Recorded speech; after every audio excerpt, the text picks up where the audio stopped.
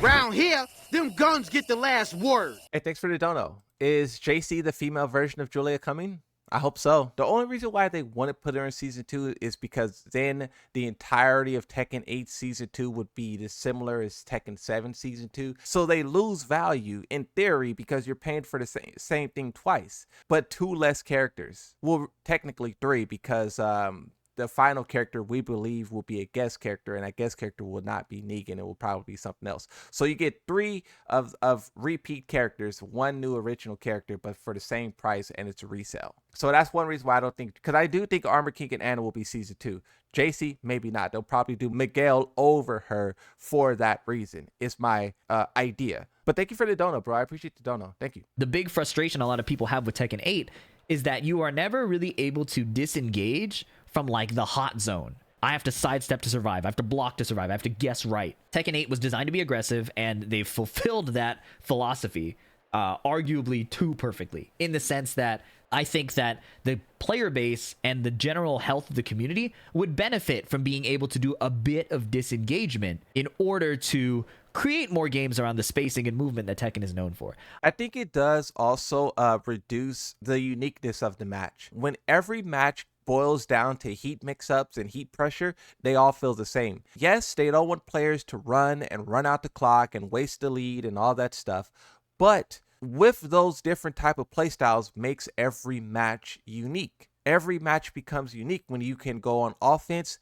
defense, when you can turtle, when you can be hyper aggressive. When you only have the option to be hyper aggressive, you lose variety in matches. Reducing string tracking is a huge thing, and they are taking steps to do this. It needs to be much more, if you ask me. I like that he emphasized string tracking, because that's what it is. If you This is a great video by PhiDX. Great video. That the first hit of a string, usually for most characters, the second hit will still track you.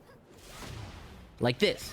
I think this, again, skews things heavily in the realm of aggressive attacking rather than using your Tekken movement and defensive knowledge to create counterplay. Dragunov got a change to his 2-hit string that made it easier to sidestep the second hit after the first hit whiffs. Didn't they do this with Clive as well, where you can sidestep the second hit or whatnot? I think they did it with Clive as well. They are showing some instances of this, but when you talk about everything in a game operating this way, over the course of, the past 5 months, doing that to 2 strings, it's not good enough. Okay, I'm going to skip ahead a little bit.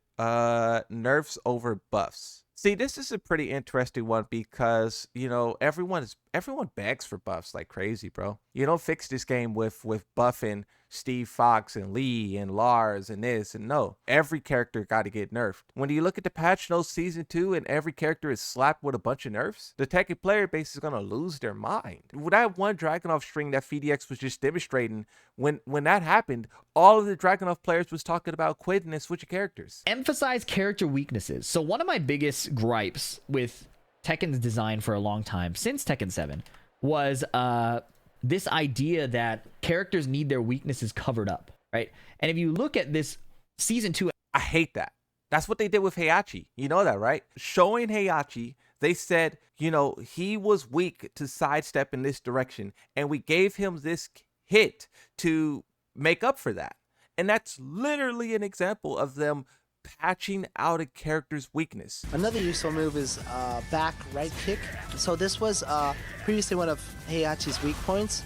This kick is to address that left side. But then also, that's what the players asked for. A character will have bad lows and people will be like, buff my lows. But you got to think about why your character has bad lows or bad tracking or bad damage or bad this or bad that. Yoshimitsu is a prime example of this. Yoshimitsu is a character who is not supposed to have high damage output, because in the past with Tekken 7, he had some of the best wall Oki in the game. Well, okay, I don't know if I'll go that far, but that was one of his strong suits in Tekken 7, was good wall Oki. Now in Tekken 8, he has even better wall Oki with the highest damage output in the whole game. This is why you don't buff characters' weaknesses, because it was like that for a reason. You can't do that. And they did it with Heihachi, and no one said nothing.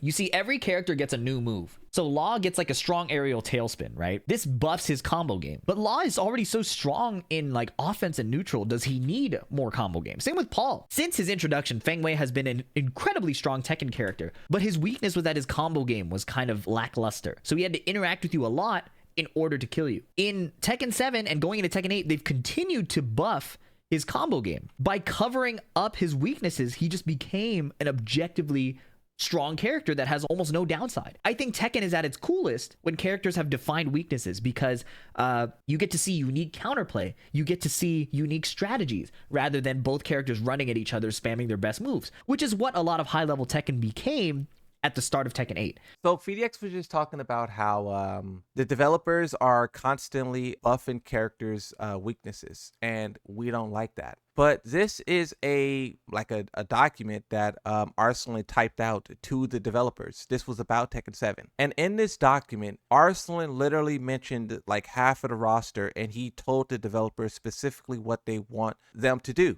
And after this, they buffed Asuka's lows. In Tekken 7, people were talking about Heihachi having bad lows, and they buffed his Hell Sweep, right? That Hell Sweep change, I believe, carried over to Tekken 8. So my point is that we know that buffing the character's weaknesses is a bad thing, but you then have players who begs for that. But because they have defined weaknesses, you got to see a lot of Tekken-style interaction where both players got to flex some of their strengths and flex their defense as ways of countering what the opponent was doing. Like this little mini outplay right here. Just look at this. Hwoarang does down forward 2, Steve sidesteps to the right and jabs him, right? If Hwoarang were an S tier character, that down forward 2 probably tracks both ways, right? So you never get to sidestep, you just have to block and guess. So the fact that Season 2 is adding moves always gives me pause. I don't like new moves being added. That's crazy that PhiDX. I said the same thing in Tekken 7. The new moves is the reason why the game got trashed. Those new moves was very powerful for many different characters, right? You know, with them doing it again in Tekken 8, it doesn't make me happy. It's just like, okay, there's going to be a lot of characters who get some super OP new move, and it's going to change the character forever. Do you guys want a new move for your character that is so powerful to where it changes how your character is played forever? That's what they did with Yoshimitsu. You're going to have this thing where they could continue to add busted moves in, and it's going to one up itself each time, and eventually in 5-6 years you're not going to be playing your character anymore. Your character is just going to be the name Kazuya, Yoshi, Steve, this, that, and all of the moves you're going to be doing is just some super overpowered thing that there's nothing to do to stop it. That's literally the direction we're heading, unless we could get them to stop. And it's not stop adding new moves, it's stop adding new moves that makes everything else obsolete. They tend to add moves that cover character weaknesses. That's more popular from a player standpoint. People love buffs, they hate nerfs to their characters. But overall, for the health of the game, as spectators and as players, I prefer nerfs almost all around every time, with rare exceptions. I wish they kept more unintended behavior in the game. Here's a perfect example. Devil Jin had a combo ender that was really creative. After this up laser, they would do Heat Burst while rising 3 into Morning Crow into a cross-up.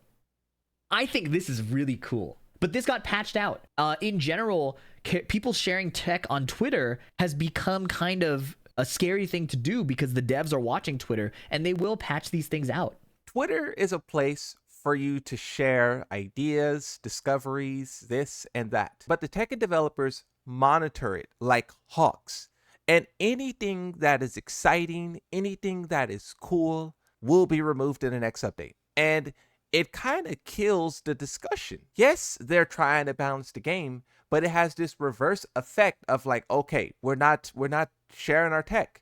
I think it leads to a bit of a toxic environment where it's scary to share information because stuff might get removed. Your character might get nerfed or weakened, and I kind of don't like that. Korean backdash exists as an exploit, right? And I think gameplay is cooler because of it. Korean backdashing was discovered before the developers were hyper aggressive in their nerfing. If it was discovered today, they would nerf it. There's a lot of things that's being discovered, and we can't even find the full potential of it. We can't even explore it because they remove it immediately. I don't like system-wide changes because I think grasping how much impact it has, even as a community, is really hard. Let me show you an example from early Tekken 8. Devil Jin, again, coincidental, had this combo where he would Heat Burst or heat burst into heat dash. So there's no guaranteed follow-up usually. The opponent does this flop over. Deviljin could do Heaven's Gate to smash them into the ground. And this used to break the floor. But because Deviljin was abusing this combo, rather than nerfing Deviljin alone, targeting the character,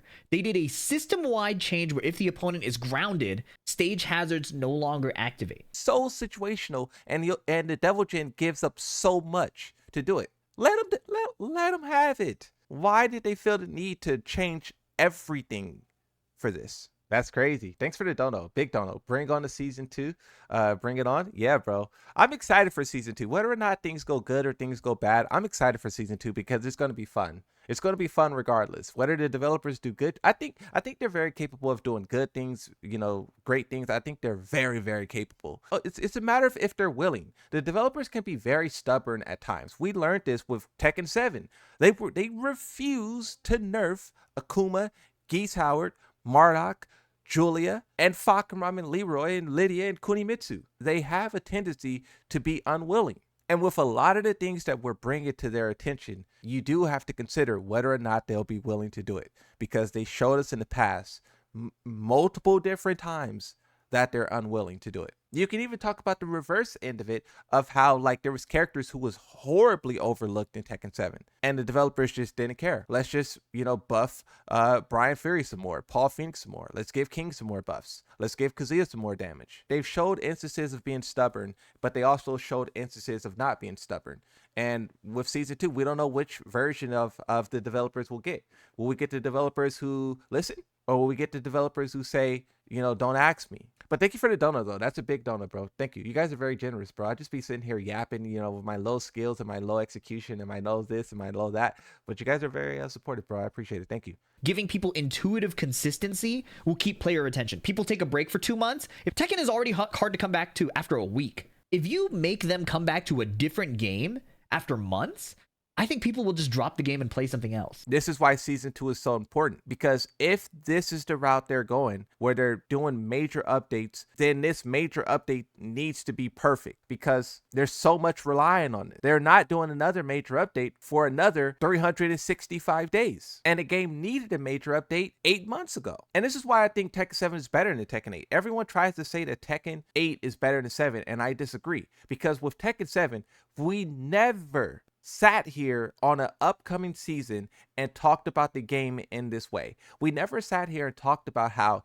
this game needs to nail this update or else. I'm happy to see that I'm not the only one who has these crazy ideas, because at times it feels like I'm the only one. And when you feel like you're the only one, you feel like you're being unreasonable with the things that you're requesting, and it makes you want to stop requesting.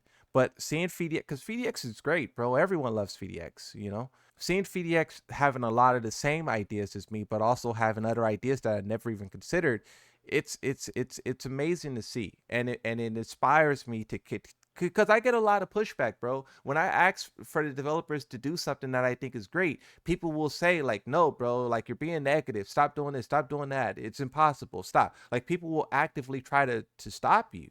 And then after, a period of time of doing that, you will feel like you're doing something wrong. You will feel like you're doing this or doing that. So I just like that PhiDX is doing this, because not only is he bringing good ideas to the table, but it shows that everyone else who has these ideas are not in the wrong for having these ideas. Now, you could argue on the presentation. I think PhiDX does a way better job of presenting these ideas than I do. Fair enough, right? But the ideas, the message, right? I like that.